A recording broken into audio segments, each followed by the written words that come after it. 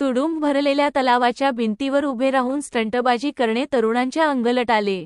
सांडव्याच्या भिंतीवरून पाय घसरून खोल डोहात पडल्याने तरुणाचा मृत्यू झाला तर दैव बलवत्तर म्हणून 2 जण वाचले. आकाश घनश्याम चकोले, वय 23, गोपालनगर, कळमना असे मृताचे नाव आहे.